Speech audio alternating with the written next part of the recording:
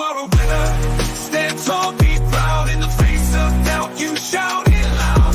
Feel the strength, let it in. With every step, you're gonna win. You are a winner, feel no pain. You are a winner, feel no pain. Yeah, I woke up feeling like a champion. Every move I make, I got the stamina. Eyes on the prize, never lose sight. Grinding every day, pushing through the night. Got the fire in my soul, never back down. In the ring of life, I'm the one with the crown. Sweat and tears, yeah, I paid the cost. Every battle fought, I'm never lost. Hit the road, feel no winner. Stand tall, be proud. In the face of doubt, you shout it loud. Feel the strength, let it in. With every step, you're gonna win. Every challenge met, every goal in sight. In the gym, on the grind, it's a warrior's fight. From the bottom to the top, yeah, I've been there. With the heart of a lion, I face the dare. No fear, no limits, just pure drive. In the race of life, I'm alive. With every push, with every strain, I'm a winner, feel the gain. Hit the road, feel the power. In this moment, it's our hour. Rise above, break the chain. You're a winner, feel no pain. You are a winner. Stand tall, be proud. In the face of doubt, you shout it loud. Feel the strength, let it in. With every step, you're gonna win. In this moment, own your name. You are a winner in this game. You are a winner. Stand tall, be proud. In the face of doubt, you shout it loud. Feel the strength, let it in. With every step, you're gonna win.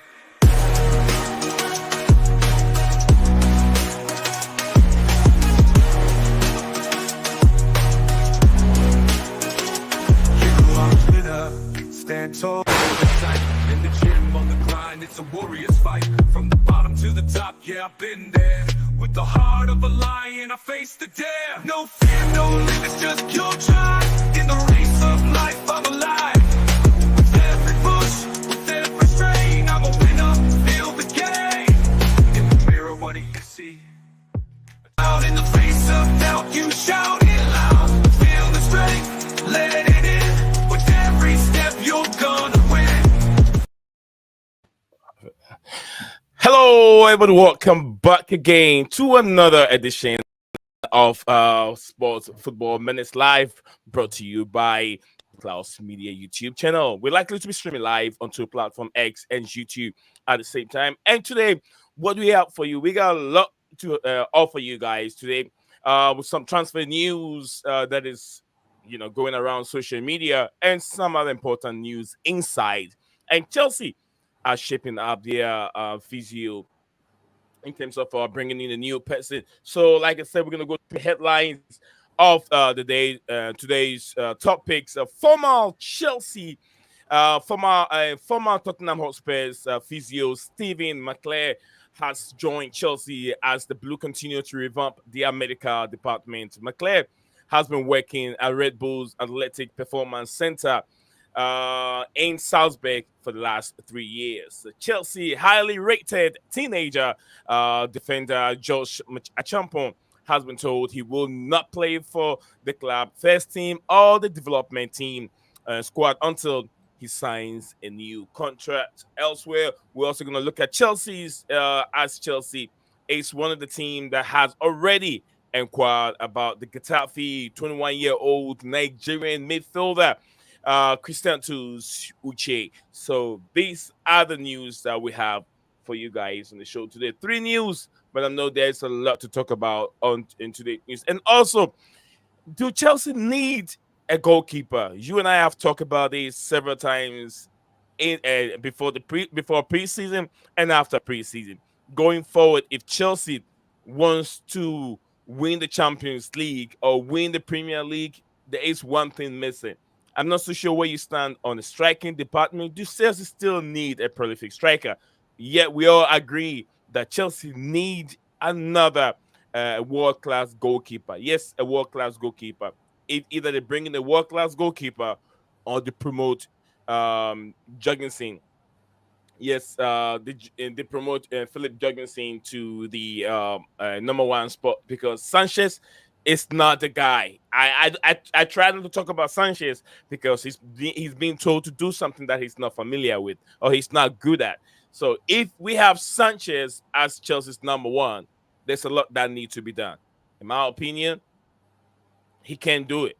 He's told to do something he can't do. So a good goalkeeper has to come in and fill that gap. And that's how Chelsea, because if you look at the game against Liverpool, Sanchez could be one of the reasons why we lost that game 2-1 to Liverpool. If you look at the we'll get into it. We'll get into it. So, guys, like I said, the news is there. Three top news, also including the goalkeeper, is what we're gonna talk about today. So, hang in there. Do not go anywhere. Blue Clouds Media is live, and I'm gonna take all your comments and all your questions that you have for us on the stream today. Stephen G is here with me. We'll be right back in just a few seconds. Stay tuned.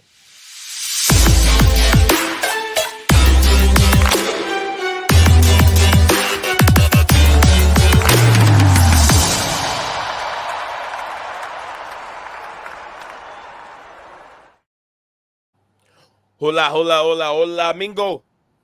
¿Cómo estás? We're really doing this again. You know, I don't speak Spanish. Amigo, welcome back again, amigo. Amigo means my friend. Amigo means my friend. I said, welcome back. I know what that one means. Okay. ¿Cómo estás? I already told you the other day that ¿cómo estás? It's like, how are you doing? Bro, so much bien. Say bien. You're doing well. Bien. All right. Yeah, you see, guys, that's my English, man. English people don't learn any other language. As far as they can go, maybe a little French. We do. A little French. No. English people don't learn anything. We have to. We have to learn languages in secondary school. But how often do these English media and the English people take that language to the extreme? How often do they speak it if they learn? Because over here, Americans could say, okay, we're being introduced to learn Spanish in middle school and high school. But how often do they speak it? Bro, that's the problem. You've been offered the subject, but do they take the subject serious? They don't. But they only criticize those that don't speak their language. But they forget that those that speaks their language and doesn't even speak it fluently are even smarter than those English people themselves. Hey, you get what I'm saying? I got forced into learning French and Spanish. Right.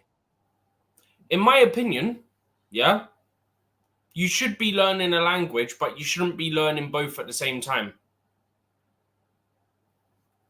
What do you mean? We had to learn both. At the same time. So we would alternate. So 1 week we were learning French, the next week was Spanish. So you're alternating, right? Okay. Can get very confusing. Yeah, absolutely. I will not advise anyone to learn two languages at the same time. Very, very confusing. He gets it.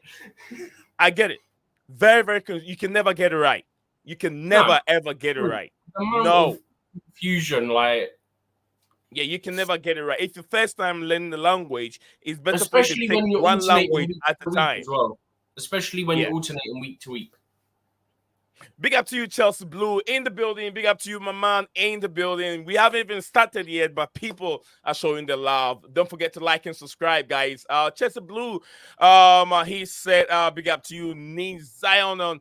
Big up to you, everyone in the channel. Chelsea Blue said, we as Chelsea fans need to start talking about the referee and VAR. Can I just hop in? I'm guessing Chelsea Blue is new to the channel because we rant about this stuff most weeks. We rant about it every time we do a stream, Chelsea Blue, we do talk about this. We do VAR, referee, Anthony Taylor, McDean, and all those referee. Oliver Taylor, Oliver, and who else? Steven Gillett, Oliver Taylor, Kavanagh. Chris Kavanagh. It's never going to change, brother. There's so many. There's about 7 or 8 of them. Like, it's honestly ridiculous. Arsenal fans are even crying. They are crying. They are crying about this. But the thing is, the two instances that they're looking at, they're similar, but they're different. Because You got Ben White, who's like 30, 40 yards across the pitch. Yeah. He's not making up that distance. Yeah. Okay. Therefore, that's one of the factors they take in as well, is like how close is their other defenders and like how close to the goal and all this, yeah? Mm-hmm. For the Chelsea one, their player pulls Tosin's shorts to like so he gets pulled into him so he falls over. Yeah? Yeah. 2, Levi Colwill was literally 2 yards behind. 3, the ball in that situation is moving out wide towards the side that Levi Colwill was on of the player. So you take all those factors into account, that's a yellow. Whereas the ball in the Arsenal game, it was going straight towards goal. It wasn't curving. Yeah, it was going straight towards goal. There was no defender close to it to cover because Ben White had to make up like 30, 40 yards, whatever, something like that. Yeah. That's why that's a red card.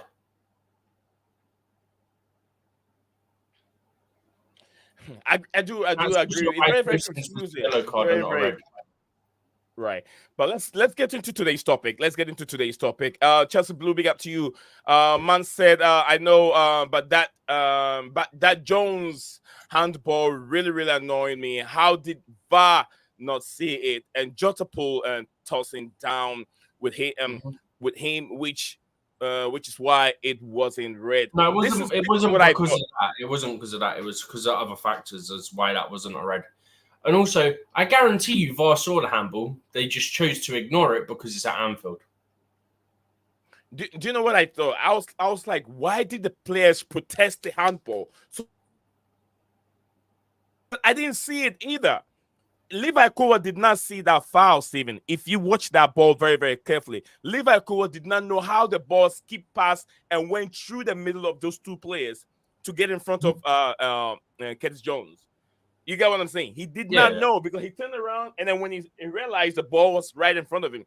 So if John, what's funny about the rules? If Levi Colwill have seen it, he would have drawn the attention of the referee. Hey, the ball and got up in the pole. I mean, the build-up of that goal ended up hitting the guy's hand. So, you know. But then, it's obvious that it's hit something anyway. So how it wasn't checked, I don't know. Or it was checked and they just don't care because it's Liverpool at Anfield. Because think about it, right? It was Salah that had the shot, right? It was Salah that had the shot. You're telling me the ball mysteriously loses all power midair and drops onto the floor. Like, anybody else?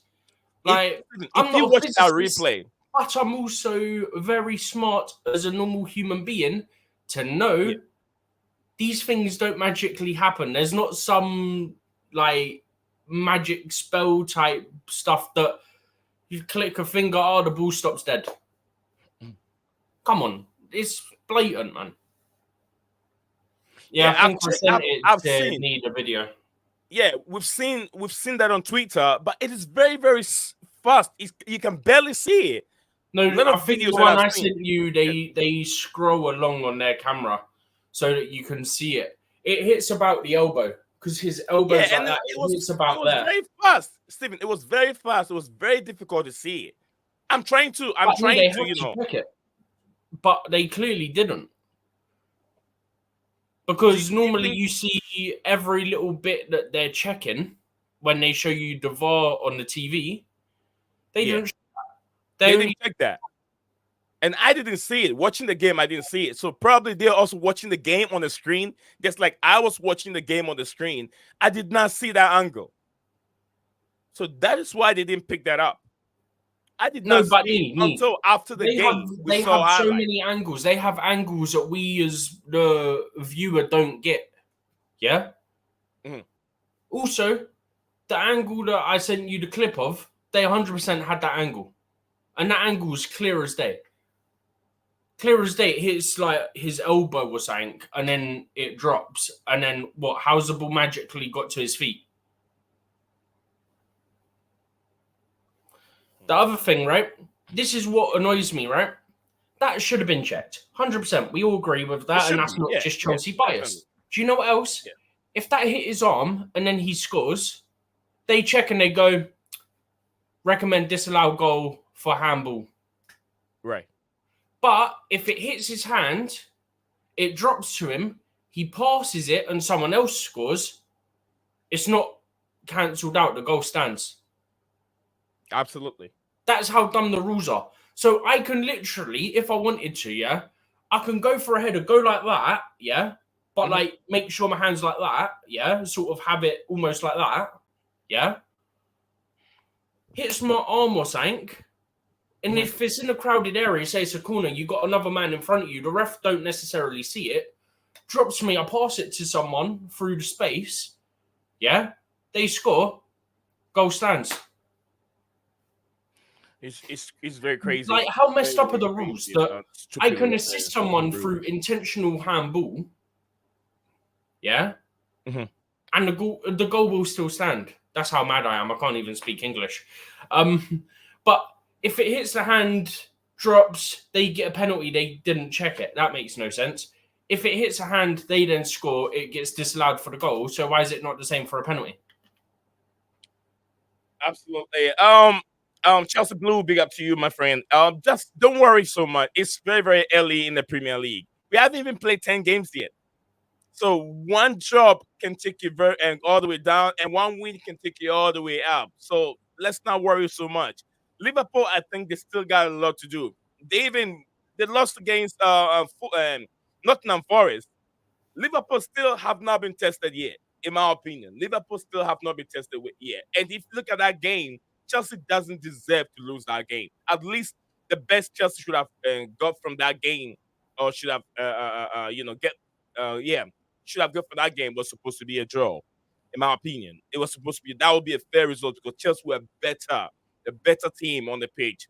If that goalkeeper that we have been that better or smarter to react faster, I've seen Peter Cech react very quickly on setting 50-50 balls like that because Curtis Jones did not have he doesn't have more than 60% or more than 50% on that. And it's all about who reacted first, and it was Curtis Jones. Your goalkeeper you have a hand, and Curtis Jones was kind of stretching. He was imbalanced when he kicked that ball. So you expect the goalkeeper to do much better. But I do, I sympathize with you, Chelsea Blue. He says, Stephen, that's why I'm very, very annoyed with the other Chelsea content creators. We don't play these things. We are like 6th or 7th right now because of the referee. I do agree with you. We are officially 6th for the record. Yeah, we over here speaking as it should be. Unfortunately, yesterday we couldn't, review that game because of some technical issues with internet. But Chelsea Blue said they showed all the replays for Jones' penalty to make sure the ref was right, but they never look at the one the handball. They never look into it, which is very, very annoying. He said, It's called Anfield rules. Yeah, this is what it's called. He's really annoyed with the ref. They cost us yesterday. The ref was only stopping and starting the game. What should you expect? What's his name again? I forgot that. One of those referees. 6 of them. 6 of them. Can you imagine? Premier League referees are over 21. They have 21 Premier League referees. All Chelsea have only been having just a few. Chelsea get typically the same 6 or 7. Yeah. 5, 6 of them. We got one of my favorites on. You know what? On the officials, we got one of my favorite ones. Obviously, I'm being sarcastic here. On VAR on Sunday. Yeah, we got Jared Gillett on Sunday as VAR. I am not impressed. Another one of them. All right, so guys, if you're watching this live on YouTube and X, don't forget to follow us on our account. And I don't want this to piss you off, but just a reminder: subscribe to Blueclouds Media YouTube channel, follow us, and share the video. That will help this platform goes the distance. So if you are watching us, so we're gonna start from today's main content. We got 3 of them, 3 news on the day. We will talk about it. We're gonna start from the former Tottenham Hotspur's physio Stephen McClare. I'm sure I got the name right. Stephen McClare has joined Chelsea as the Blue continue to revamp their medical department, McClare has been working at Red Bull Salzburg Athletic Performance Center in Salzburg for at least 3 years, and that is the man that we're going to talk about. Steven, what do you know of him? Nothing. I genuinely don't. I've not had time to look into much of him. We only found this out, half hour before we went live, I think. Yeah.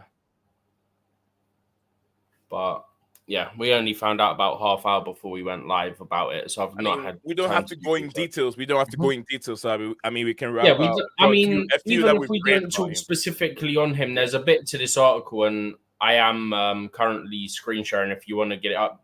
But I've got it on a specific part at the moment, which is quite interesting.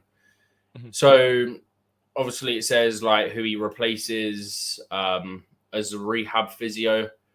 The bit that's interesting for me is that when it says TGG, this is training ground guru. Yeah. Yeah. So this is a bit that's interesting to me. Chelsea have split their physio team between rehab and performance. Rehab physios focus on injured players and helping them work towards full fitness, while the performance physio focuses on the match day squad, often working pitch side as well as on prehab, so injury prevention. Chelsea appointed Dr. Craig Roberts as their head of performance medicine. I think that's meant to be and science, but it cut off. Stephen Lewis. Oh no, it's head of performance medicine. Okay, I thought there was more to the title. And then Stephen Lewis as team doctor, while bringing in whoever that is, Marion Jones as lead performance therapist. Yeah, but I'm going to zoom back in on this bit. I like the fact that we've split it. You've got your rehab physios, and then you've got your performance physios. I like that. Three different departments: rehab, physio, and what was the other one? No, that is it. It's rehab. So you got so they split the physio team in two, as it explains there. They split the physio team between rehab and performance. So you've got your rehab physios, and then you've got your performance physios, which I like it because it means that you can have two different teams focused on two different things. So you can have your rehab ones focusing on the injured players and people that are like trying to come back to matches and all this. Yeah. And then you've got the performance ones who are your match day physios and the ones that are going to be at the games and trying to do injury prevention in terms of that's what prehab is. Yeah. Pre being before. Yeah. And then re is after. After, right. After the surgeries and stuff. Rehab physios, like helping with the injury, it's happened. Right. Prehab before. So you're trying to prevent. So yeah, guys, if you're watching this live, another addition. It's in the name. Okay. Another addition that Chelsea have added to their physio department, and a gentleman who's worked with Red Bull Salzburg, Red Bull Salzburg, what they call it, Red Bull Salzburg Athlete Performance Center. He's been working with them for 3 years, has joined Chelsea to help with their injury situation. Yes, Chelsea need that a lot. Yes, last season. Not really. I mean, they have been better this year. Yeah, they need it. They need these things to help them out, keep these players fit and be able to play. A man like Reece James and Lavia, which and Fofana. I'm very happy. I'm very happy with the development of Fofana. They've kept him very, very well. Make sure he's playing the big game. It right. But then we said this about what they should be doing with Lavia and Reece James, and it seems that's what's going to happen. Is that, I mean, he said it for Reece. He didn't need to say it for Lavia because Lavia is not in our Conference League squad. But when I say he, obviously I'm referring to Enzo Maresca in this instance, said like Reece isn't ready to play more than one game a week. Fofana's not in the Conference League squad, so he'll be playing one game a week. Lavia's not in the Conference League squad, so he'll be playing 1 game a week.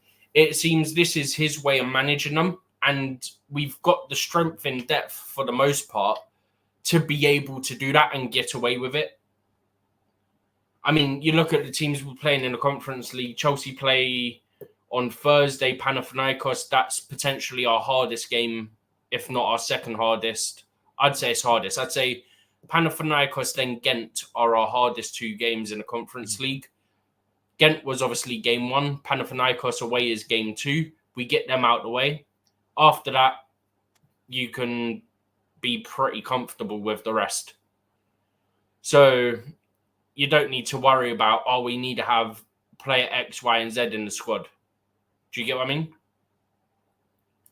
Like, if we were in the Europa League and you could get like stronger teams, obviously, then at that point, I look at it, I go, even if you're not going to play them, I'd want them to be in the squad for the group stage, just in case they are needed. But the Conference League, the teams we've got, it should be a breeze. Like, we shouldn't need to worry about all that.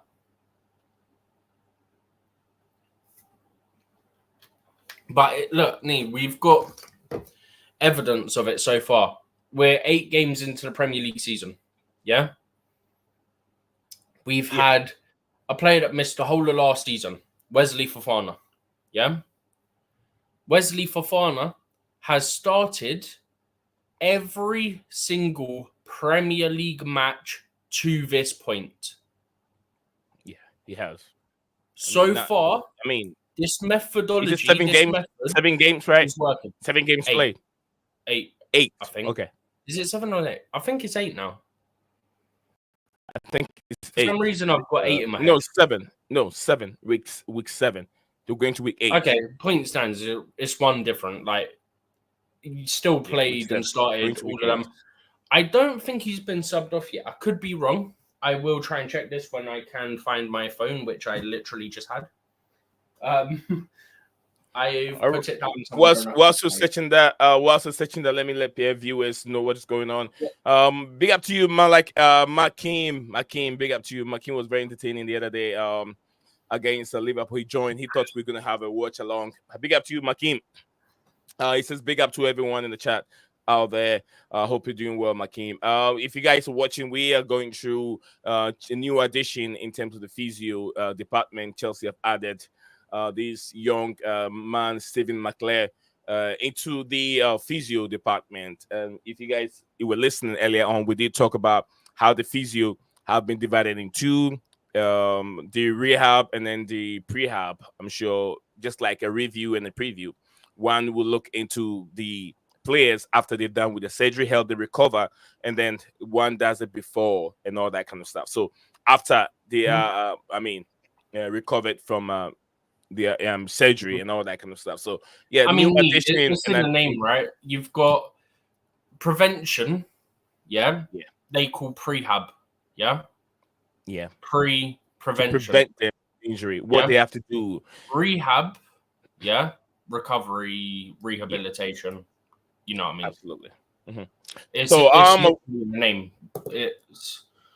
It makes sense. Do you know what I mean?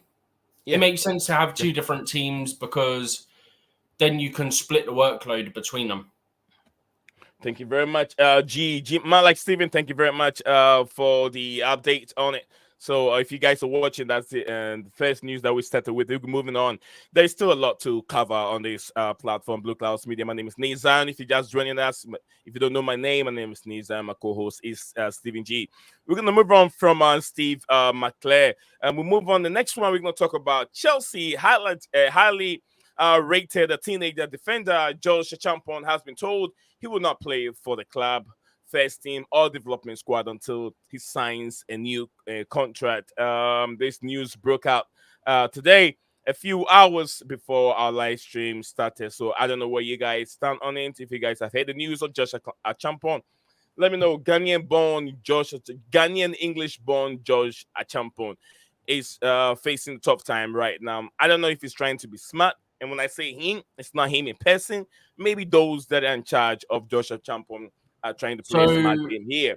But I just saw Stephen something also, from. give me a second, Stephen. Stephen also said that it could backfire on Chelsea. I want to know. Him and I are going to argue on this. Who has the essays on this topic, whether Chelsea or the player himself? Either you sign or you play for Chelsea, you get more, your profile gets better, or you move on. One of them. Chelsea. I mean, Stephen, over to you. What were you saying? So I've just seen something. I think it's from Matt Law, but I think others have also stated it. And I've got to re-find it. It's not far up. Give me 2 seconds. Okay, found it. So it states Chelsea had tried to resolve the contract standoff with Josh Acheampong after believing a new deal had been agreed. They were left bewildered when they found out the contract would not be signed. So that suggests that we thought it was agreed, and then for whatever reason he didn't sign it. He backtracked. But more of the article says, obviously, that bit about they'll try to solve it after believing that it'd be agreed. He's been told he will not play for the first team or development squad after mysteriously, whatever that word is, on a new long-term contract that Chelsea believed was ready to be signed. They were left bewildered when they found out the contract would not be signed, but remain keen to find a compromise with the 18-year-old, who they rate highly. The defender has 18 months left on his current contract, is not expected to play for the first team or development side, while Chelsea attempt to solve the standoff. Chelsea are not the only club to take a stance over a young player who has not committed their long-term future to the club. But it will nonetheless concern supporters who have followed Acheampong's progress. Liverpool, Borussia Dortmund, and even Real Madrid have been linked with him. He was handed his Chelsea first-team debut at the end of last season against Tottenham Hotspur and was taken on the club's pre-season tour of the United States. Yep. Chelsea believe they've demonstrated to Acheampong and their other talented young players that there is a pathway to the first team and a willingness to give homegrown talent a chance.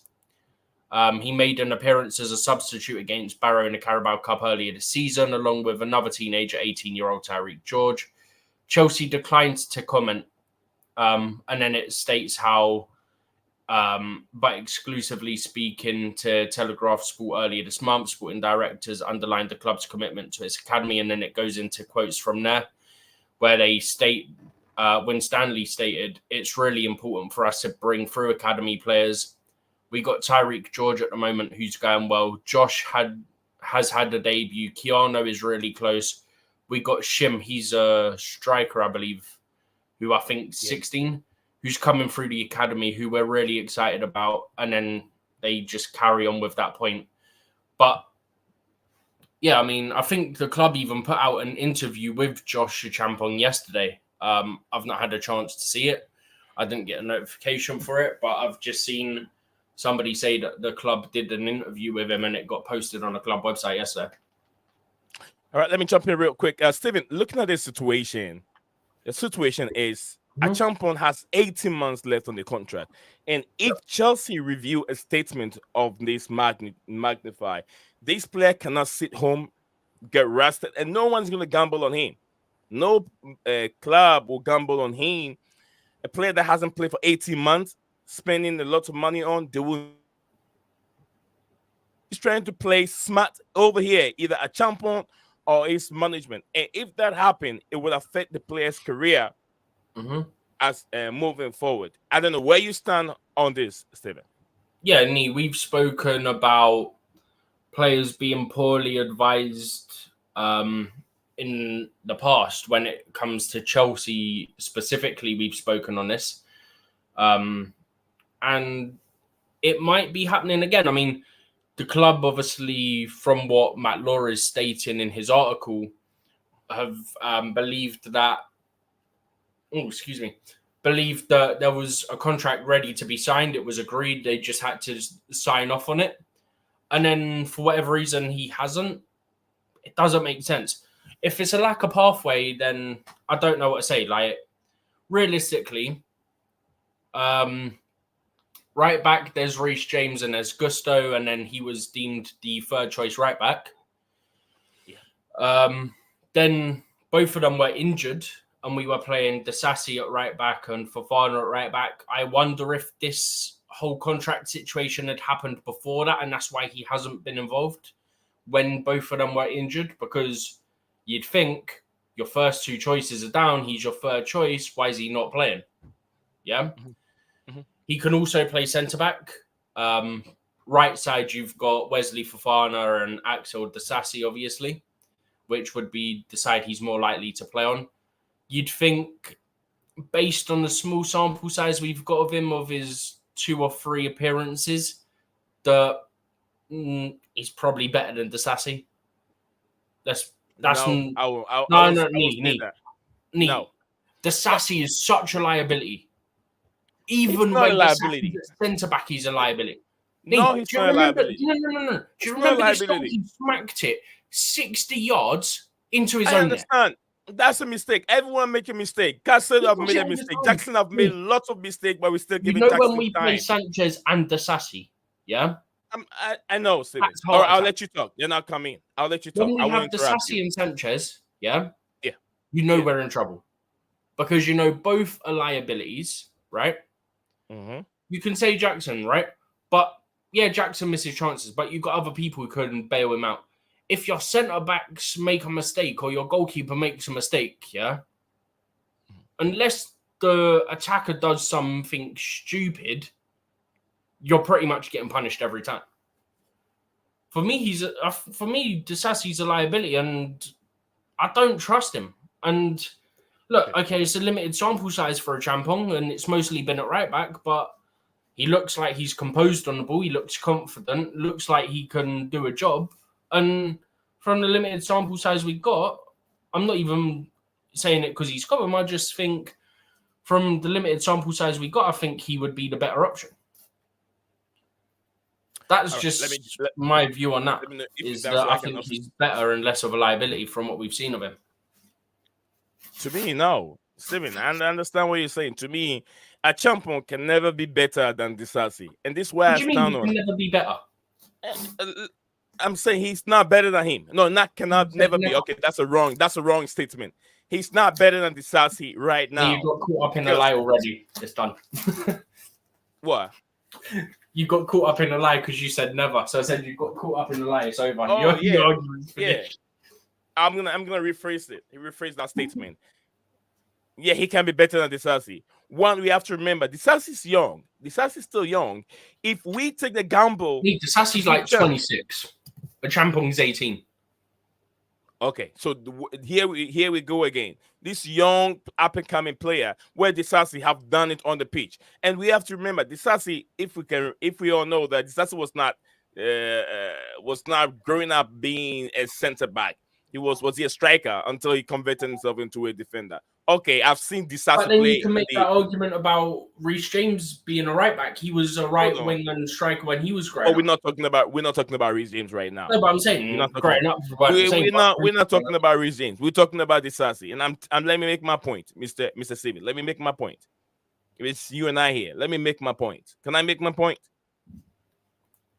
Can I make my point? All right, thank you. Give me the chance. Let me make my point. Disasi, I've watched Disasi in the French league, and look, he's a good player. He's a good player. He played very well. That is why he caught the eye of Chelsea, and Chelsea brought him to the football club. He needs time because getting him off the game, it's not going to improve Disasi as a player. And everyone that comes to the Premier League, not everyone hits the ground running. You take time to adjust and develop and understand how the Premier League is being. You play in the Premier League. Lots of people have come to the Premier League and they struggle. So I'm not surprised seeing Disasi this way. But we took a gamble on Robert Sanchez, giving Sanchez, who we all know he's not good enough, playing out from the back, and took the gamble on him to be Chelsea's number 1. But yet we slagging Disasi off all the time because he make mistakes. Everyone can make a mistake. How many mistakes did we see from Jackson? But yet we're giving Jackson the time to be our number 1 striker, and we all believe in him. We should believe in Disasi also. You get what I'm saying? Experience why he has experience. Jackson's shown improvement. Disasi has not. Responsibility. Jackson shows improvement. Has Sanchez showing improvement on the pitch? No, but yet this but manager you know has my kept view on Sanchez in the Sanchez. I goalpost. slag the guy off constantly. Yeah. But yeah, Enzo Maresca has given Sanchez the chance to be in that goalpost, and it's costing us games. To be fair, Now, even if he didn't want to play Sanchez at Anfield, he had no choice because our other option for Liverpool game was Bettinelli. Makeem said that Disasi was our best centre back behind Silva last season. No, Chalobah was good. Chalobah was better. Well, that's what you're gonna say because you've already slagged Disasi, so you're gonna go. No, but factually speaking, when Chalobah came in last season, yeah, he was one of the best centre backs. But how can Disasi get better if he's not getting game time? Only plays in the Europa League. He's not getting Premier League game time because what you don't trust in him. But you trust in stupid Sanchez? That's bullshit. Even if we didn't wanted to play a different keeper on Sunday, yeah, we couldn't because Sanchez was our only option unless you want to play Bettinelli and go on Sunday against Liverpool. Oh, no, I understand, but he's made that stupid statement that Sanchez is going to be our number one.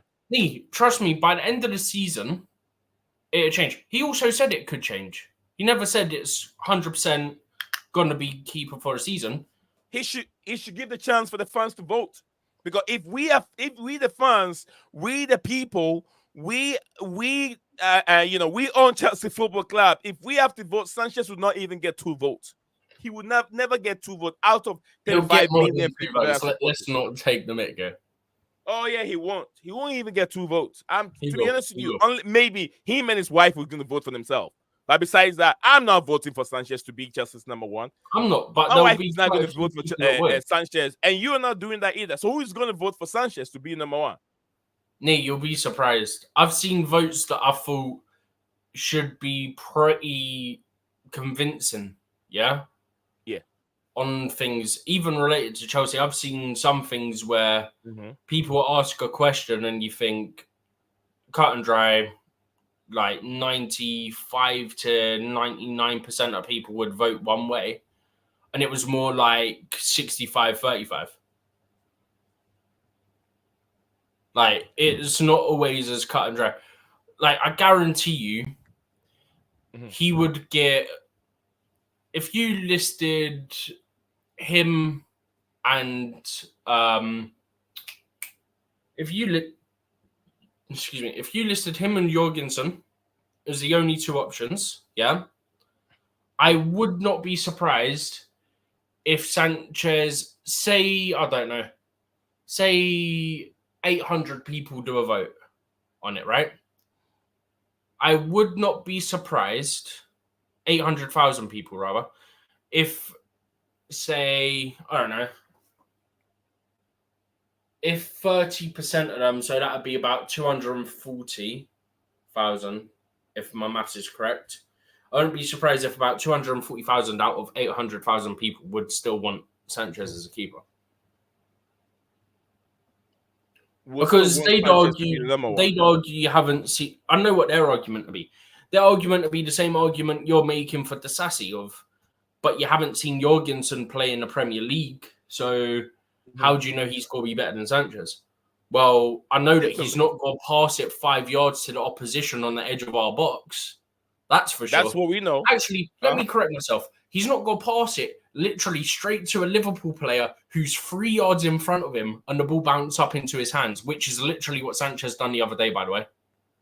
Which is one of the reasons why I've said I'm not going to criticize Sanchez, because he's been told to do something that he's not capable of doing, and we are forcing his hands. It's like we are forcing his hands. So I tried not to criticize Sanchez against Liverpool. When we signed him, we were literally told he's a ball-playing goalkeeper. He can play with his feet. We were literally told this is the exact reason why we got him last year. So I'm not going to say it's a thing that he can't do. I was told specifically, that we scouted him and signed him because he can play with his feet. So I will slander this guy for his poor ability with his feet, because I was led to believe he will be good with his feet. We don't have to slang him. We have to go against those that brought him in and lie to us that this guy can play with his Yeah, feet. I'll do that as well. Which You is know not, my he's not stance on capable. them. You know my stance on them two The people. scouting directors, those three stooges. Directors, but yeah, you know my thoughts on them two. We got to go on those three stooges and leave Sanchez alone because it's not at fault. We went for him, and we have professional people. I go for Winstanley, I go for Stewart, and I go for Sanchez. I go for all three. Actually, Ben Roberts as well, because he came from Brighton, and then he suggested us to get Sanchez. So Ben Roberts is getting chucked on that list as well. He's our goalkeeping coach or for all you head know, goalkeeping department across Chelsea and Strasbourg was some BS role they created. But for all you know, probably taking some commission on Sanchez. No one knows. But I tell you, there's something out there. There's something fishy out there. Whoever brought Sanchez in is taking some commission for himself. Our goalkeeping coach, who's like head of goalkeeper development across Chelsea and Strasbourg, He was our goalkeeping coach for the last couple of years since Potter came in. But now he's like head of goalkeeper development across Chelsea and Strasbourg. Recommended we get Sanchez. Recommended him for his ball playing ability and stuff like that as well. Yeah. Mm-hmm. Then Winstanley, who was also formerly Brighton, went out and paid 25 million for him. It's crazy. What a joke. What I'm saying is, look, if we want to be mates and just go, oh, we were at Brighton with him, let's get him. Yeah. Can we at least go and get some half-decent players from Brighton? Caicedo is an exception. Caicedo is absolute class, right? But I'm saying, let's not get Sanchez, right? Kukure is finally coming good. Fair play. Hold my hands up. I'm actually getting proven wrong. I'm glad. I want everyone to do well at my club. Yeah? But Sanchez, oh, man, panic. I can't take it. Every time I see this guy on the ball, bro, you know, after the Brighton game, we had another Premier League home game. I think it was the Forest game, yeah? The first time he got the ball, he booted it long. Do you know what I said? Oh, he can boot it long now, but not when you're 2 goals up against Brighton. And it cost us a goal. 10 seconds into the game, he'll boot it long. But when you're 2 goals up against Brighton, you're comfortable. He tries to force himself to play short. What are we doing? I think part of it is on him. I think I do agree. He's not making the right decision, and he's not that smart. We've seen Peter Cech in his younger age, and even when he's trying to learn how to play from the back when he was with Arsenal. We saw him, but he still did He did better than Sanchez is doing now. Cech was hitting Cruyff turns and all sorts. Yeah, he would literally wait for someone to come to him and just hit a Cruyff turn. That is different. Absolutely. Good afternoon, good evening to everyone out there watching us live on 2 platforms at the same time. My name is Nizan with my co-host Stephen G. You're live on Football Minutes Live, brought to you by Blueclouds Media YouTube channel. We're streaming live on X and YouTube. Don't forget to be part of our conversation. Send your comments and your questions in the comment section below. Now, I'll take my time to review them, read those comments, the questions as they come in. Big up to a good morning to my friend Scala United of Manchester United fame. He said, I like the stream. Yeah, all need to like the stream. Absolutely like the stream and subscribe. Share the video anywhere that you found yourself if you're watching it. Yes, we'd love to have you on. As usual, we're discussing the mistakes, the prodigal boy, Sanchez. Yeah, the rebel boy, Sanchez, and how he's costing Chelsea games.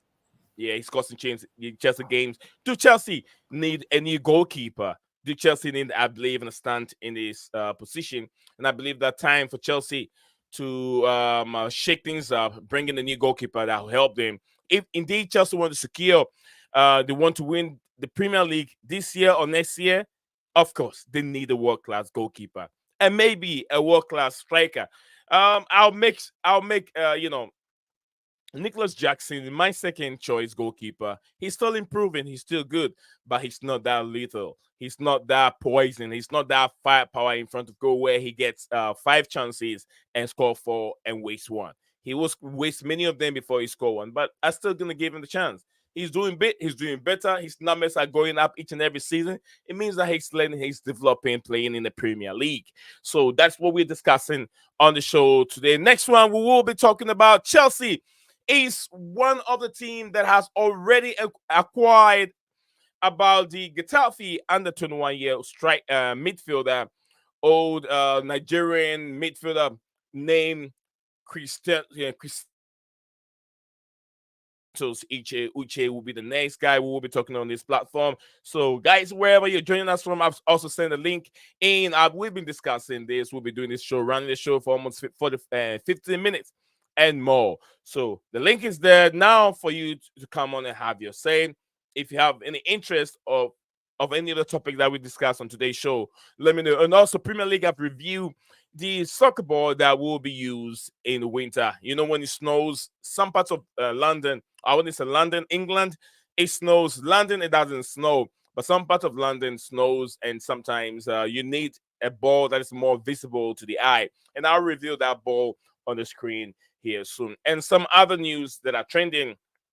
Also, Diego Forlan, ex-Manchester United player, Uruguayan player, is coming in the field. He wants to be a pro a pro tennis player. Yes, he's now going to be a pro tennis player. I don't know how old he is, but Diego Forlan should be heading towards maybe 48 or 49, and that almost close to 50.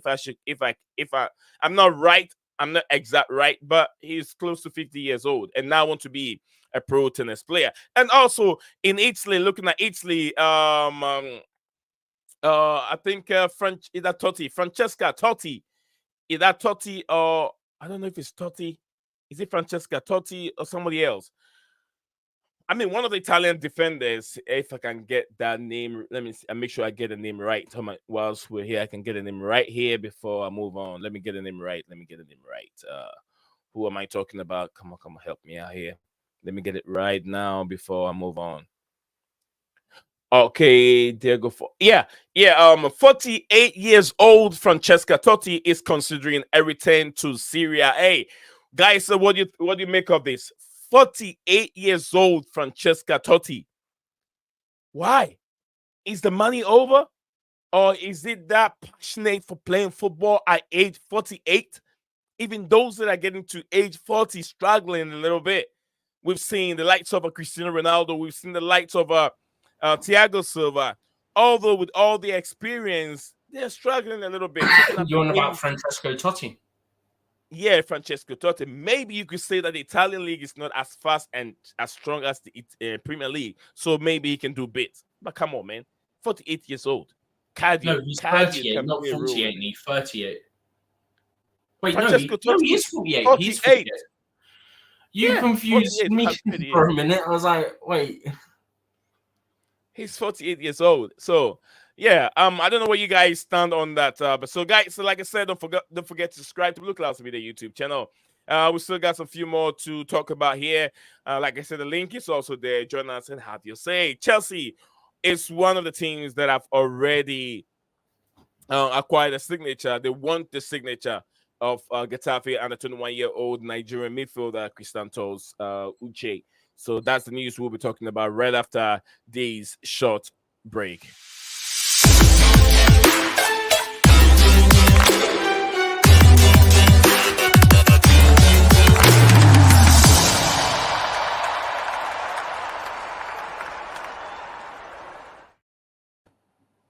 Welcome back to Blueclouds Media YouTube channel. My name is Niza. I'm with my co-host Stephen G. And we still continue our segment of the day. And yeah, the man in the picture, the man linked with Chelsea it goes by the name Christantos Uche. Christantos Uche, a Nigerian midfielder, very, very smart, skillful, fast, strong midfielder. I've watched a few highlights. He plays in the Spanish La Liga. So yeah, he's placed in the well-recognized league with Getafe. Very strong on the pitch. And there was a news. He has an interview with ESPN. And according to this guy, he tried to explain himself as much as he can. He's being kicked off the pitch. Everywhere kicking him. And he gets fouled sometimes. But none of the players get yellow card. And all the referees just look and then they get their eyes off it and say carry on with the game. He's really get bullied on the pitch. Bullied and not fair bullying, but then they just really kicking him. And if something is not done, his career will end up cutting short. It won't have a long career playing as a professional footballer. I know Steven might have seen some of these footages or some of the interview and some highlights of these young, talented 21-year-old Nigerian midfielder, Christantos Uche. Steven, what do you make of this player? Yeah, unfortunately, I've not had a chance to watch anything of him because, unfortunately, the person who originally put this out for us to see didn't put the source. So I was waiting to see on who the source was. Found out it's a reliable source. So I don't have much. All I know is, to my knowledge, he's played about 4 different positions already. I'm trying to find it. I think I sent it to you. Apparently, he's played 15 games as a defensive mid, 16 as a central mid, 7 as a centre forward, and 3 as an attacking mid. Apparently, he's got a contract till 2028 with Getafe. Getafe? Yeah. They also have a club option of a further 1-year deal. So it's a 4-year deal with a club option for a 5th. Apparently, he's both-footed. And he's 21. He'll be 22 at the end of this season. That's literally all the information I've been able to find on him since I found out who the source was. Some reports are also saying he's being abused by the fans also, and being abused by the players because of his skin color. Are you surprised? Yeah, I'm not. Definitely, I'm Look not surprised. What happens to Vinny, bro. Happens to him all the time.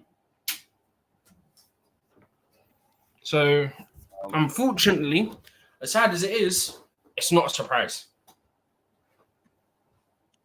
Absolutely. I'm trying to find, just like the way you said, the position is it says 5 million. You know, the transfer market doesn't give you the that's the the website I had that had the different positions he's played. Yeah. So what did you say? What's the position you said he's played? Let me show that. I've sent it to you. It's first or second most recent image that I sent you. All right. So let me it'll be a long process for me to bring you on the screen. So let's read that real quick. Maybe I can stop sharing this. I've already and then gone through it anyway. But okay, let me share that one on the screen so we can all look at it whilst we're here. All right, so guys, if you're looking at the screen, let me. If you go to stats, yeah, it shows the positions right here. Yeah, no, but if you go to stats, where it has profile, stats, market value, down under the banner bit of 20 years of market values, stats, all seasons.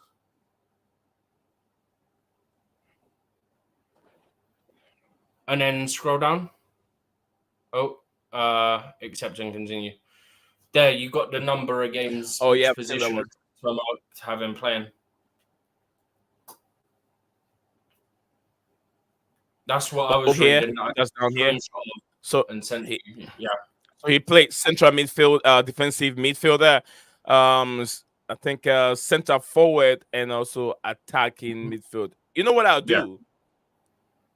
I think I'll if I want to use this guy, I'll make him an attacking midfielder. I need to see how he plays and then I can make a judgment. Yeah, he's very skillful on the ball, and it's not easy to take the ball away from him. And you have to either defensive midfielder, but also very skillful, like Lavia. You get what I mean? If he has an attribute like Lavia, he's very skillful on the ball and can progress with the ball. Like what I saw, he can progress, very skillful, very strong. And the only way you can get him off the ball is just by fouling him. And that's going to be in our advantage in the Premier League. You get what I mean? Only the referees will be sincere and give the right card. Because, he's very nuisance. Them things don't happen for Chelsea players. Remember Eden Hazard? He got kicked everywhere on the pitch. The same with Saka. Saka also, and Sancho. Players that are very players that are that way don't get that. People know can cause them a lot of issues. It's just they get absolutely battered. Absolutely. All right, Stephen, we have our man here joining us here from Manchester United, Mr. Scala. Welcome to the show. I know he would definitely join if I send the link there. Scala man, United update. Any update, anything at all for us today? And before you get into sports, how are you doing, sir? Yeah, not too bad. Actually, I haven't been really up to date with anything United for a while, since the game against Brentford, because I don't think there's been any update.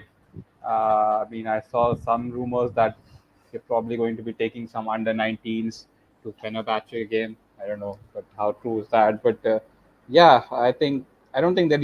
Yeah, you can say like there is one big update. I've completely forgot. Lenny Yoro is back.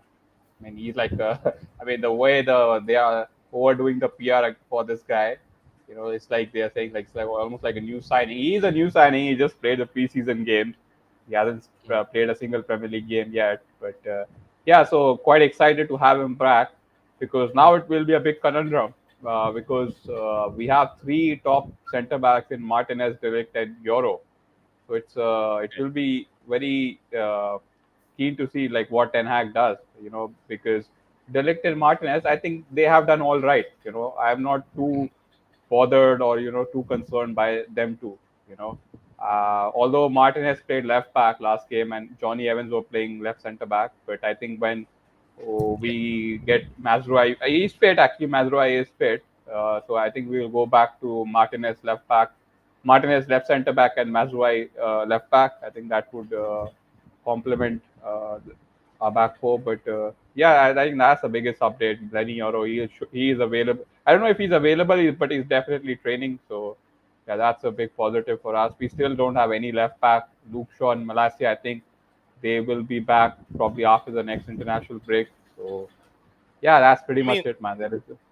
I understand you Manchester United fans are very, very excited of this signing. But look, I've watched this guy. He was linked with Chelsea, linked with other football club before he joined Manchester United on a big money move, 60 million. But I've watched a few highlights, and it doesn't look like he deserved he worth 60 million as a player. Are you convinced of him joining the team? I know he's already there, but are you convinced that you guys spend that much money on him? Well, the reason he is 60 million is because he was on the last year of his contract, and Real Madrid didn't want to go more than, I think they were willing to go till 35, and that too tops with add-ons. So, and Lille, they were basically willing to accept any money because he was just on his last year. So we had to overpay because look, we cannot compete with Real Madrid for a player, And anyways, if you hear the rumors, he wanted to go to Real Madrid, first, yeah. So Yeah. and who wouldn't, man? Dream Come was on, to man. join You Madrid. are not English. You have seen Rafael Varane doing incredible things for Real Madrid. They have got some brilliant centre backs at that club. So why wouldn't you want to become the next Rafael Varane? And you already seen what happened to Varane at United. Except for that one season, he pretty much gave out because of injury. So I don't blame him. But yeah, when you're competing with Real Madrid and where we are and where they are, we had to overpay for a bit, but I don't mind it because he's a very good centre back. I've seen him in the preseason. He looks really, really good. We need his profile. That's my biggest thing with him because we don't have a rapid centre back, because Martinez is not quick, Delict is not quick, and with Varane leaving, we have lost that pace. So we don't have any quick centre backs on our team.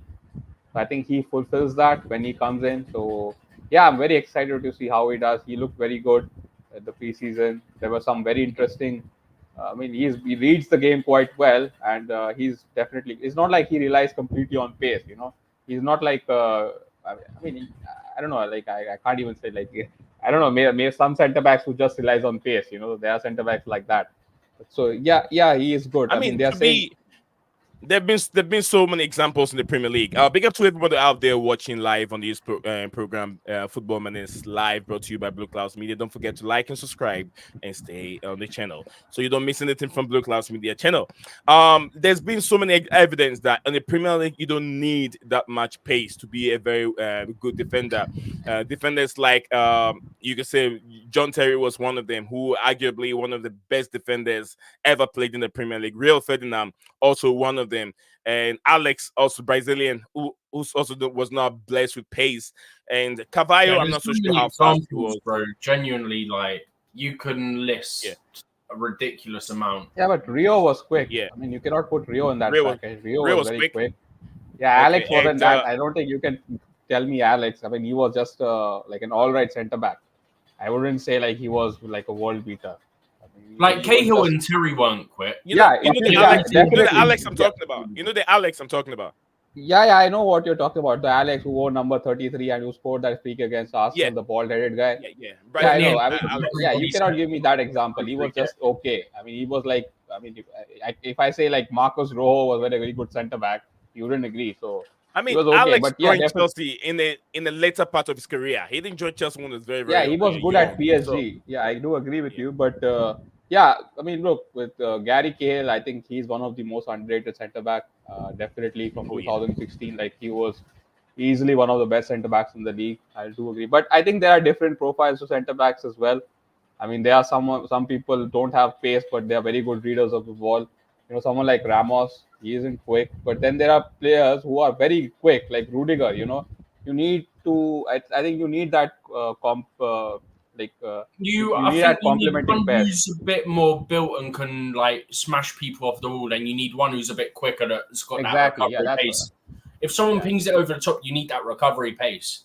Exactly, that's what I'm saying. Especially with the game now, you look at Spurs, the way they play with their high line. Yeah, Van der Ven and Romero, that's very good. Perfect for that centre back role for them. Even the Liverpool centre backs, Konate and Van Dijk, they are very good too. Yeah. Bro, there's ridiculous. Like, you can go through and just, I don't know, list off probably so easily to get the balance right off the top of their head. Like, should I say to get the balance right, you have to have one that is more, he's so good, but doesn't have that much space to be in the. I'm talking about the left centre back and the right centre back. One who's a bit more of a brute, so to speak, and one who's got a bit more pace. If you can get one who's more erratic, you've got the perfect centre back.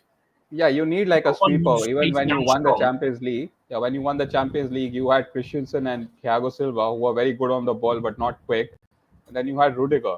So I think you need one quick centre back. I'm not saying like everyone has to be quick, but we don't have that profile with any of our centre backs if Euro is not there. Right. Because Maguire, Martinez, Lindelof, who's the other? I can't remember. Martinez, Johnny Evans, Maguire, they're not quick, you know. And the two quick centre backs we had, we sold. Martinez as well, because Martinez is also short, so he's got another deficiency that needs to be made up for. Yeah, Martinez is our best ball-playing centre back, but then again, he's not best with. Every time he comes one-on-one with any quick wide winger, he gets cooked. So yeah, I'm very excited to see how Euro fits in this team. Although it's a very disjointed team, it's not the best place to learn your trade because we have a coach who doesn't know how to coach. But let's see. Anyway, guys, if you're joining us live on Blueclouds Media YouTube channel, we are discussing we've gone through a series of topics here. If you want to know much more about what we've discussed today, we went through the Chelsea bringing in a former Tottenham Hotspur's physio who works with Red Bull Salzburg Athletic Performance Center for a period of 3 years, who has joined Chelsea's physio. Now it looks like the physio has been divided into two different sections. Those that will work on players to make sure they don't get injured and keep them fit, and those that will check the players after they go through their surgeries and injury and make sure they recover in a better way. And also, Chelsea highly rated teenager defender Josh Acheampong has been told he will not play for Chelsea Football Club first team or development squad until he signs a new contract. And also elsewhere, Chelsea has been attracted to young Nigerian midfielder Getafe, 21-year-old Chrysantos Uche, Nigerian, skillful, strong midfielder.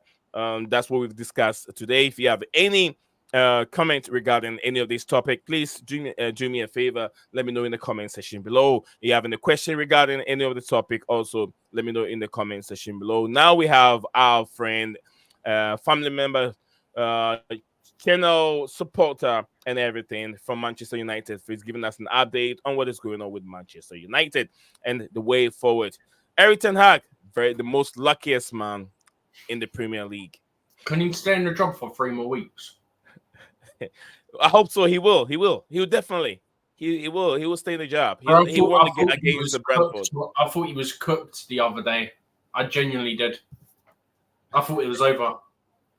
No, the man is a lucky man. He's still in the job. Probably is definitely going to play against Chelsea, and we want to see with Chelsea. The only thing is, we've said it many times, to be able to make that statement and establish yourself as a top four contender every season, you have to get points against these big boys, whether home and away. You have to. The draw is enough.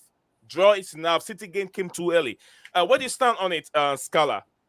On this United, you watched the United and Chelsea, and then the Liverpool game. Can you give us just 60 seconds on it? Big up to you, Dextro HHH. Big up to you, my friend. I hope you're doing well. It's good to see you all. Thank you. It's nice to see you here. What would I say? Yeah, I know everyone is very busy, but then thank you for joining us here and spending your time with us. Go for it, Scala.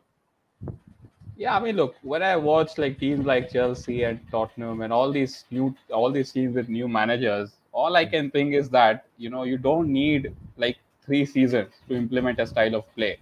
You know, you don't need like you don't even need like 10 sets of games. You can do it in within 3 games.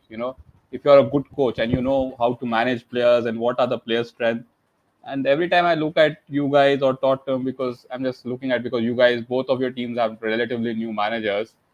I just look at Ten Hag and think like, oh, it's been like 3 years, and every time I watch United, like every time it's something new. All the games are new. There is no repeatable patterns. I just don't see anything being coached. Even against Brentford, we had 2 good moments.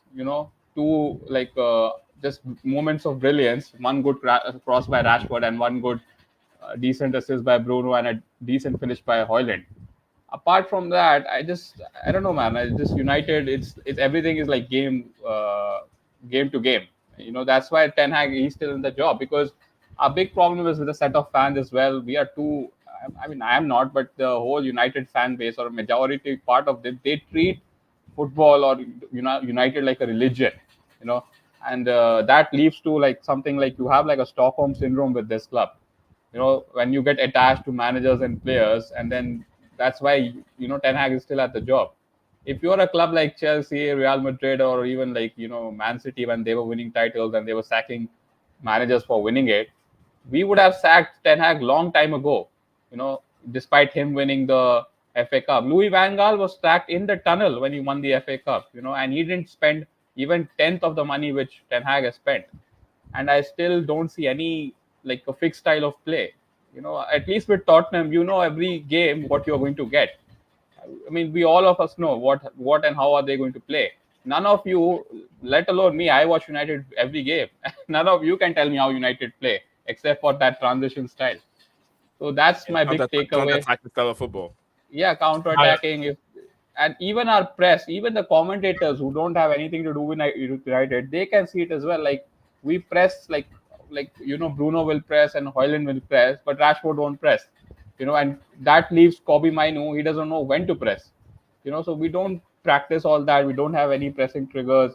I don't know what these guys do in the in the training. They train from 8 to 2. I don't know what they are training for, doing on that time. So yeah, but like coming back to your game against Liverpool, I think you guys were excellent till that Salah penalty. I was so impressed. I mean, having what was the percentage of possession? What is like 60%? Yeah, Louis Van Gaal. Yeah, I mean, Louis Van Gaal he was actually very popular with the club. What is Steven? He Let was me very see. popular. All I remember is when he dropped on the touchline and then it's like, Louis Van Gaal's army. Oh, okay. Yeah, he's actually very popular in the club. I don't think anyone really hates him. I mean, like, with Mourinho, he was a very divisive figure towards the end. And Oli, I mean, let's not talk about Oli, even Ten Hag right now. But Van Gaal, he was actually very well liked, because he had a very, like, a no BS attitude. I think that's part of the speaking of Ole Gunnar Solskjaer, I had an interview where he had that he felt a bit emotional. He had a feeling that he could join Manchester United, but Manchester United again. Yeah, he was just asked a question. Yeah, he said like, yeah, I mean, who wouldn't want to? It was not saying like he wasn't saying like I will come back and he was saying that would be very disrespectful for Eric Ten Hag.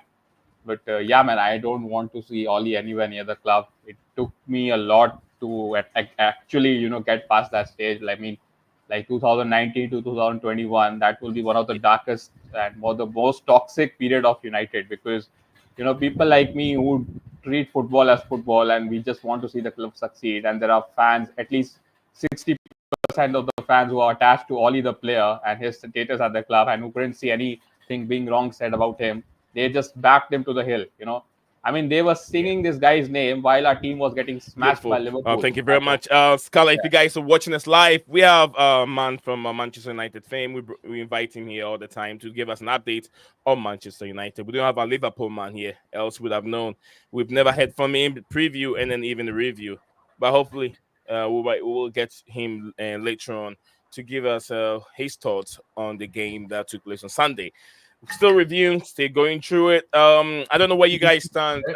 Scala, where do you stand on the Totti about to return from retirement at age 48 and played in the Italian league? What do you think is going on when you hear stuff like that? Do you think that the money that they used to earn is about to be finished and they want to get some more money? What do you think when you hear the news like that, You're Scala? talking about Francesco Totti.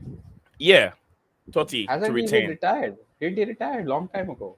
Yeah, he's returning. He wants to. He feel like returning back from retirement and then play in the Italian league. That's the news right now. Yeah, I don't know, man. I think there's something personal going on with his life, because that guy's a Roma legend.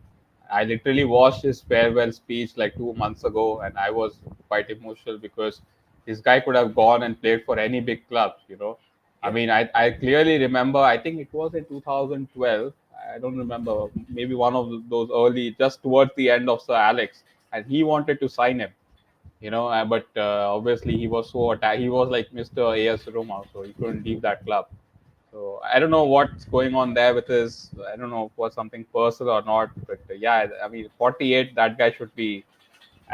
I don't know. Did he make some bad investments, or has he been bankrupt? Or probably a thing he missed it probably, and it's also probably more of not so much that he'll actually come out of retirement and play, but probably more a way of him saying how the Italian game is being played at the moment. Like he's saying, well, he can't help it. He can't help it. There's generation after generation, and he's nearly 50. It was probably more. He can't help it. He literally means he's got to come out of retirement. We know what I'll say to Francesco Totti. Totti, if you can hear me, Totti, if you're in Italy somewhere, Roma somewhere, if you can hear me, Totti, this is a good advice to you. Your age has passed those. Even me, that I'm not anywhere close to your age. I can't even play as quick as this young player, 21, 23 years old.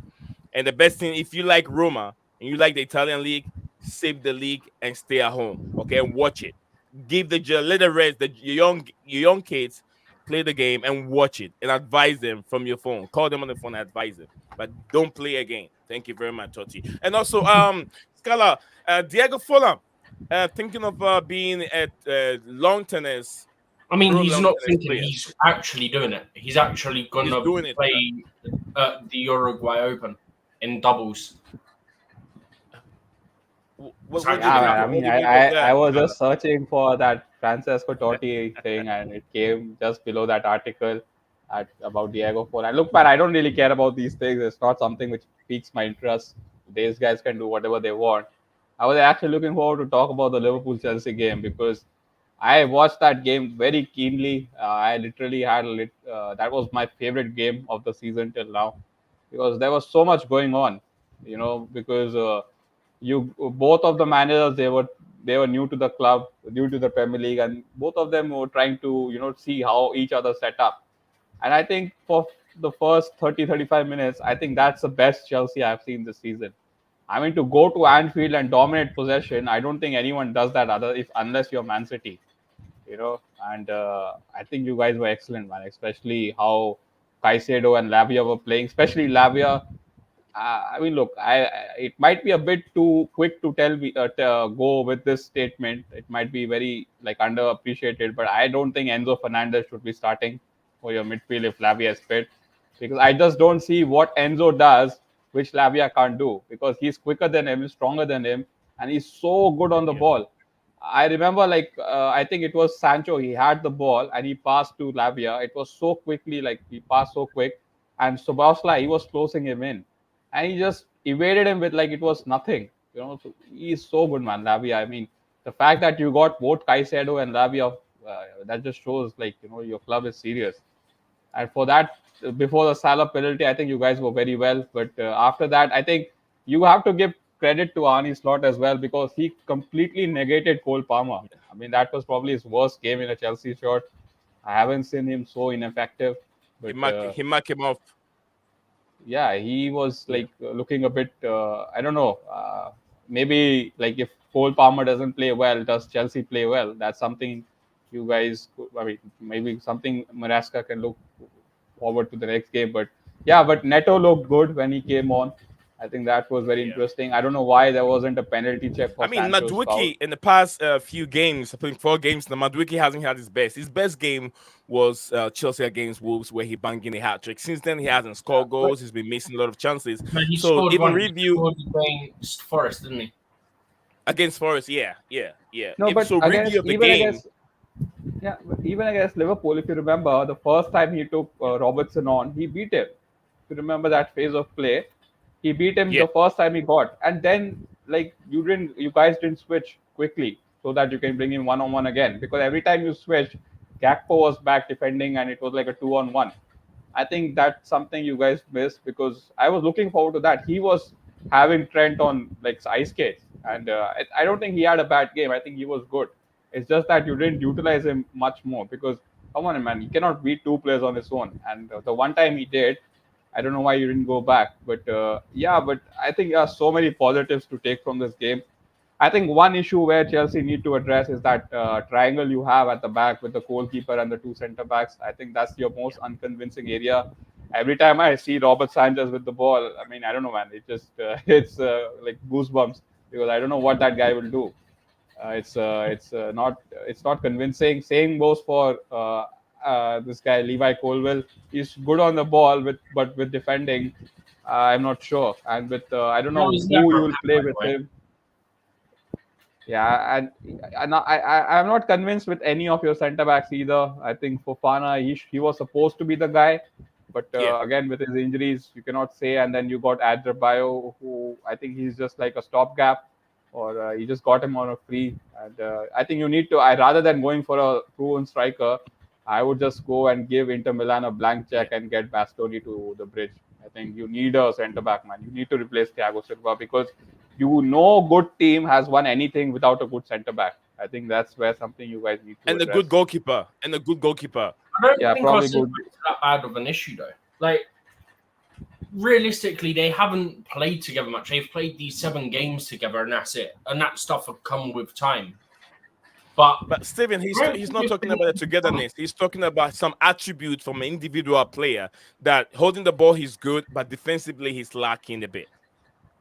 That's what he's trying to say. I don't even think Colwell is that bad defensively. I just think it's a case of. I think it's still a case of that defense isn't quite used to each other. Is what I'm saying. Like realistically. Sometimes you see we get caught out with, like, how many times... The other day we were trying to play high line. I think it was for Liverpool's second goal. Yeah? Yeah. I can't remember who it was. I don't think everyone was... but there was people who weren't tracking. Like, someone has to be tracking Curtis Jones. And that's a communication issue. That's the main thing for me. I think it's BS for the penalty. I mean... Bro, I've seen Liverpool and other fans saying, "Oh, it's soft. You never get a penalty for what Sancho did, yeah?" Bro, what did Colwell do? What did Colwell do that was a penalty? He tapped the guy on the foot when he was going for the ball. He tapped him on the foot. Greetings to you, my friend. Is it I use Nepal? I've used Nepal. Yeah, it says I'm new here. Big up to you. You're welcome. You're welcome to Blueclouds Media YouTube channel. My name is Nee, and you will not regret to join our platform. Don't forget to subscribe if you haven't. We got 9 of you. We got many of you watching. We got 14, 15, but we only got 7 likes. I don't get it. Only 7 likes on the video. That's not That's not good enough. We guys can do better. 10 people right now watching, and we only got 7 likes. Come on, guys. If you guys are enjoying it, you're liking it, don't forget to help the content creator. My name is Nee. If you don't know me, my name is Nee. NII is my name, and my co-host is Stephen G. And our wonderful special guest, as usual. If you're fan of this channel, you know him, Scala from Manchester United. He's here with us, our brother here. Reviewing so many topics. We've gone through a lot of topics, and also reviewing the Sunday game between Chelsea and Liverpool and how good Liverpool was. But looking at the screen right now, Steven and Scala, Sanchez has his eye closed, going for the ball, and you could tell that Curtis Jones' goal, Sanchez had his eye closed and couldn't see the ball. Why is this guy having his eyes closed when the ball is coming to him? That is how he missed the ball. Look at it very carefully, Steven. Look at this guy. I looked at it once and then I stopped because I would just end up going mental. Let me bring it so close. Look at him. Eyes are closed. Dude, eyes are closed. Look, his eyes are closed. Bro, forget that bit for a second. Yeah, when Curtis Jones takes his first touch, it's a shocking first touch. You've got to be out to him. Make a reaction. Make a reaction right away. Mm-hmm. First touch, you make a reaction because that ball is 50-50 Bro, the first ball. touch was heavy. Not for Curtis You Jones. have to be into it. Yeah. Scala, what's your remark on this? I don't know. Maybe someone took the picture while he was blinking. It could be that. I don't see why or what logical reason why you close your eyes. Yeah, this picture just reminds me of Rashford every time he heads the ball. Every time Rashford heads the ball, he closes his eyes for no apparent reason. I remember when I was in middle school, when we were doing practice on the pitch, I keep closing my eyes and I never get the ball in the back of the net because before the ball hit my forehead, the eyes are closed. So the guy called me and said, "Open that eye," because I was a center defender, center back. So he said, "Open the eyes and head the ball. That's how you're gonna get it." So when I saw this image, I was like, dude's eyes are closed. And that gave me a flashback of what this coach told me. Do not close your eyes when the ball is coming to you. His eyes are closed.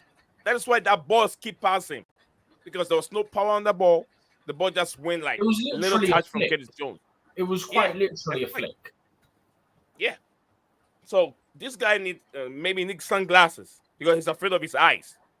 Bro, the second he takes that heavy touch, I'm rushing out. I'm closing that angle. Yeah. Peter Cech make himself always big for blocking all those little balls that comes in. I don't know. Chelsea, I've said that I'm going to make it again. To win the Premier League, to win Champions League, to win trophy, you need a better keeper than that guy in that pool. He's receding. And when every human being starts receding, there's a problem. When you start receding, it means that you're going backwards. So you're not progressing, you are regressing. Receding like this his guy hairline. is receding. Yeah, the hairline. Yeah, the hairline is going off. It's receding. So it means that you have to find a new goalkeeper, or maybe unless he does this transplant, like David Raya, then he can be better. It's true. It's where they all go. Yeah, he's receding. He's getting issues. So I think we've got only 2 minutes. We got only 2 minutes. Scala, what you got going on today?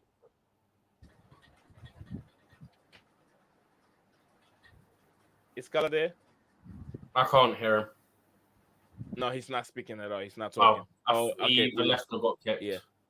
Yeah. All right. So, guys, we only got 2 more minutes. We're waiting for some few comments from you, some few any question, and we're gonna use this 2 minutes to do that. If you have any question, if you have any comments, or if you have any interesting topic you feel like we should touch bases on, like I said, we are open for criticism. You have anything you want to improve on that, or you want us to add on our segment, or in terms of what we talk about on this platform, please let us know in the comment section below, or even my email is right there, and you can find me on my email is right in the description.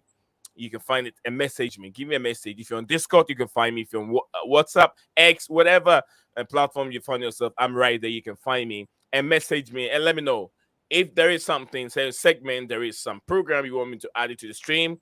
I'll definitely do that. Anything, that entertain you guys, that you guys want me to add to this program, I will do that. So if you're watching live, do not forget also, if you haven't subscribed, you haven't liked the video, do that. Do that to help your content creator. That's the only way the channel goes places. That's the only way YouTube algorithm understands, and YouTube understands that people are getting interested in the program. So the more you subscribe, the more you like it, then the algorithm pushes the channel to many people out there in the world who haven't seen this sports channel before on their screen. So it could be recommended by Google, it could be recommended by the feed, it could be recommended by YouTube Shorts. So that it's not that easy, for the videos to go. It's only by the would I say the review and the request of the viewers and the listeners, those that are liking it. So I like to throw that out there. So some of you don't know how YouTube content creators what they go through. It's not an easy thing. It's difficult, hard work, determination, and we never back off. If I'm gonna back off from what I'm doing, I would have been done a long time. But I love it. I love it. Coming over here. It's not all the time that you have to worry about money. Money comes when success is due. So once we get there, we can worry about money. The first thing first, enjoy what you're doing, get your fans on board, and keep doing what you love doing. That's what I would say. And also, I would say something. My brother here shared a joke to us yesterday. They said it's not everyone that gets you out of shit. It's a friend. Remember that. Not everyone that gets you out of trouble. Gets you out of. Not everyone that gets you. Out of big shit. Not everyone that gets you into shit is an enemy, and not everyone that gets you out of shit is a friend. No. Not everyone that shits on you is an enemy. That's one. That one, yeah. Not everyone that shits on you. Let's say you can meet someone the way, maybe authentication, he might say something wrong to you, but maybe one way or the other, the person's trying to advise you, but you did not get his message that he's cutting across. So you can end up being upset. But maybe he loves you. You get what I'm saying? And also, not everyone that gets you out of trouble, it's your friend. Let's say you find yourself in deep financial situation, and then you meet this guy who's also doing some shitty things on the side, and he has so much money and he invested in you. You get what I'm saying? Or maybe like DD. You meet DD who said he wants to promote you, wants to do all that kind of stuff. Then he end up promoting you, but then on the side, another channel. We shouldn't be doing that. I'm giving more examples so people can understand. You can get me very clear. And then DD helps you, and then you know what's going to happen. You're going to buy Johnson & Johnson baby oil in that touch. So not everyone that gets you out of dog shit is a friend. You get what I'm saying? Yeah, absolutely. So yeah, I learned something yesterday from my brother Stephen G. It's a joke, but then there's a lot of things to learn from that. It's a joke, but there's some facts to it. Is basically what it is. Three more important facts, and I don't know if I'll be that excited to throw that joke on this platform. I don't know. I don't know, but I think I'll try. Should I try, Stephen, or you want to do it? But that joke, you want to go through that joke? Fine, go for it. If you want to do it, go for it. I'll try. I'm trying to remember that joke. What animal was legs were frozen? What animal was that? What? He used a specific animal that was freezing. His legs were freezing. His leg was freezing until the cow shit on it, and then it really was a bird or something. What? I think. Yeah, let's say okay. I'll go this way.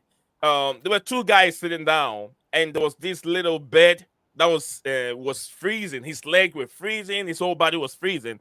So he was just going through, and there was this huge big cow who just went through and then shit on this bird. He literally lay a cow dump on him. He dumped huge on him, and this guy found a blessing. When that blessing was his legs that were freezing, the heat from the cow dump or the cow poop started melting or defreezing his legs, and his legs go back to normal temperature. So you get what I mean? So he was singing and singing down in there. People were like, who is singing? But he was happy that the cow poop that went on him and started making him feel better. melting and everything started making silver. So it was that heat from that dump. So I always say, I don't know what else come after that. I can't get a hold of it. I have to go read it later so I can share this joke again. What makes the joke so funny? But like I'll say, somebody got him out. You get what I'm saying? Somebody put him in there, and then someone got him out. And I said, if not everyone that gets you out of the mess, which not get you out of that cow poop, can be, an enemy. You get what I mean? So, anyway, guys, so we're gonna drop off here. We're gonna draw the curtains. I'm very, very entertained. I'm very, very happy that you guys have been entertained one way or the other. We've been here for an hour 35 minutes. That's a long time of talking on this platform. We do this each and every day. If you're first time here, we do this each and every day. What was that, Steven? Well, most days we do, yeah. Yeah. Majority of the days we're here from Monday to Friday. We're here unless international break. We take a couple of days off and then we're back again. Yes, sir. So what I was going to add is, I believe the plan the next couple of days. So Chelsea play 5:30 or 5:45 p.m. UK time on Thursday in Greece against Panathinaikos. Yeah, that's right. No, Panathinaikos. Yeah. Okay. Careful. You don't want to get teams from those two countries mixed up. But yeah, so that one's about a 5:30 or 5:45 p.m. kickoff UK. Yeah. So we'll do the preview tomorrow, and then the plan is to do a later show on Thursday after the game, probably about 8 o'clock UK time, something like that. And it'll be a review of that night's Conference League match. So yeah, you won't get the stream at the normal time on Thursday, but the plan is to still do one. It'd just be after the game, so we don't have to rush over like hour and a half or like 2 hours before the game to get a stream out and then come back later, because it's a lot of rush because of the time of the game. There's a couple games like that. There's all our away games in the Conference League are early. We've got this one's a 5:45.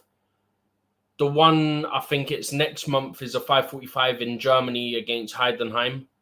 And then in December, we got one to Astana, which is a 3:30 p.m. UK on a Thursday, because obviously time difference with Kazakhstan and all that.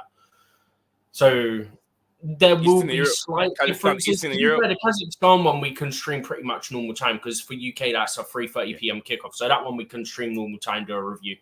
But for the other two, obviously being 5:45, just be slightly later and we'll do a review of it, and that'll be the stream for that day. But just in case anyone's expecting our normal stream time, obviously it conflicts with the time of the game on Thursday, so we've got to make minor adjustments. But we'll remind you guys tomorrow anyway. Thank you very much. We always end the show by saying, Leo Desperandons, hang on to hope. Absolutely. It's a Greek word. It means that hang on to hope. Do not give up. Life is not as straight as everybody think it is. It's ups and downs, but you keep doing what you're doing, and don't forget the hard work you put in would never go unnoticed. People see what you're doing, and you'll be rewarded for it. Even though if you're not being rewarded on earth, remember, God Almighty will reward you when you get to there. So keep doing the good work, and you will be rewarded. Inshallah. I'll say, guys, enjoy the rest of the day. We'll be back again same time. Where's my face? I'll say, guys, enjoy the rest of the day, and we'll be back at the same time. Now I'm gone again. I'm back. No, you're not. You're there. Now I'm gone. What the heck? What are you doing? There you go. I don't know. No, you've switched it again. What the heck? Just put both on the screen because you're confusing yourself. No, there I you go. changed. And it's gone again. Okay, let me do this. I do this thing, and then I put. See, it's annoying. I switched it to make it full screen. Put myself there and put a full screen, and it's not working. Whenever I do it, it go back to you. Okay. It is what it is, bro. It is what it is. There we go. Why does it give you a full screen? I don't know. Ah, no. Get this guy off my screen. Hello. All right, guys. So I love you all. We'll say Leo Desperandons and hang on to hope. We'll be right back same time tomorrow. Bye for now. You are a winner. Stand tall, be proud. In the face of doubt, you shout it loud. Feel the strength, let it in. With every step, you're gonna win. You are a winner, feel no pain. You are a winner, feel no pain. Yeah, I woke up feeling like a champion. Every move I make, I got the stamina. Eyes on the prize, never lose sight. Grinding every day, pushing through the night. Got the fire in my soul, never back down. In the ring of life, I'm the one with the crown. Sweat and tears, yeah, I paid the cost. Every battle fought, I'm never lost. Hit the floor, feel no winner. Stand tall, be proud. In the face of doubt, you shout it loud. Feel the strength, let it in. With every step, you're gonna win. Every challenge met, every goal in sight. In the gym, on the grind, it's a warrior's fight. From the bottom to the top, yeah, I've been there. With the heart of a lion, I face the dare. No fear, no limits, just pure drive. In the race of life, I'm alive. With every push, with every strain, I'm a winner, feel the gain. Hit the floor, feel the power. In this moment, it's our hour. Rise above, break the chain. You're a winner, feel no pain. You are a winner. Stand tall, be proud. In the face of doubt, you shout it loud. Feel the strength, let it in. With every step, you're gonna win. In this moment, own your name. You are a winner in this game. You are a winner. Stand tall, be proud. In the face of doubt, you shout it loud. Feel the strength, let it in. With every step, you're gonna win.